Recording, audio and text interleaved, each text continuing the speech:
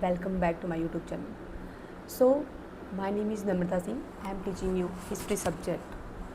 History एक ऐसा subject है जिसे मोस्ट ऑफ स्टूडेंट बोरिंग समझते हैं, बट मैं ये नहीं मानती, क्योंकि हिस्ट्री में पता है इतनी सारी स्टोरी होती है जिससे ऐसी स्टोरियाँ मुझे बहुत अच्छा लगता है सुनने में।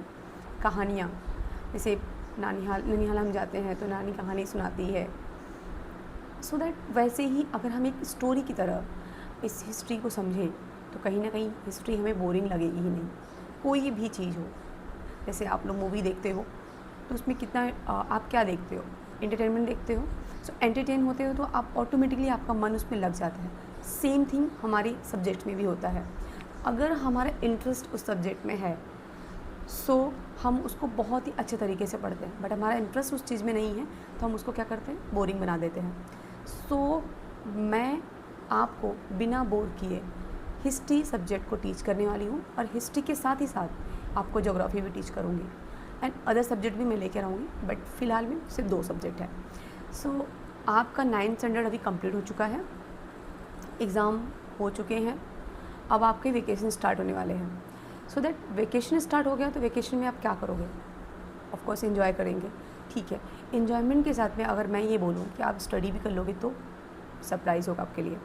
सो आपको एवरी डे बस 10 मिनट निकालने हैं और सुनना है।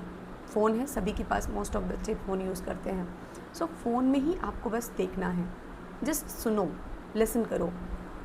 सुनने से ही अगर आप सुनोगे ना वो चीज़ तो कहीं ना कहीं आपके दिमाग में चीज़ें आएंगी, और दिमाग में अगर एक बार कोई भी चीज़ बैठ गई और उसको राइटिंग करो, मिरेकल होगा।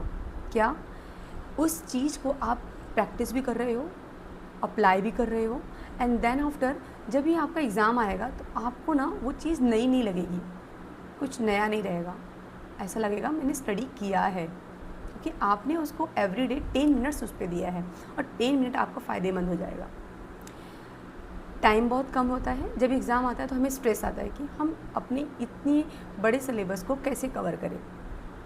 हमारे पास अभी टाइम है, बस एवरी डे 10 मिनट्स दो, सब्जेक्ट भी इजी हो जाएगा और आपका जो बर्डन है वो भी कम हो जाएगा। सो दैट आपके टोटल चैप्टर कितने हैं, 9।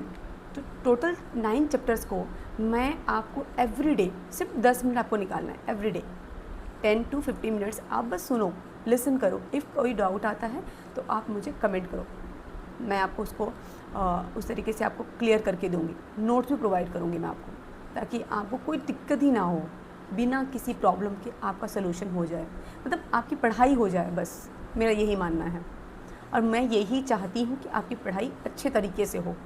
That's it. सो ओवरऑल हमारे पास है 9 चैप्टर्स। 9 चैप्टर्स में एक चैप्टर्स को एवरी डे थोड़ा थोड़ा करके हम पार्ट सीखेंगे, ज़्यादा नहीं कराऊंगी, ज़्यादा से क्या होगा फिर आपको बोर लगने लगेगा, तो मैं बोरिंग नहीं कराना चाहती हूँ, आपको एंटरटेनमेंट के साथ में ही पढ़ाना चाहती हूँ, ताकि आप इंजॉय करते हो पढ़ाई करो। और बिलीव करना, आपको जब भी आप ये स्टार्ट करोगे ना आपको बहुत अच्छा लगने लगेगा।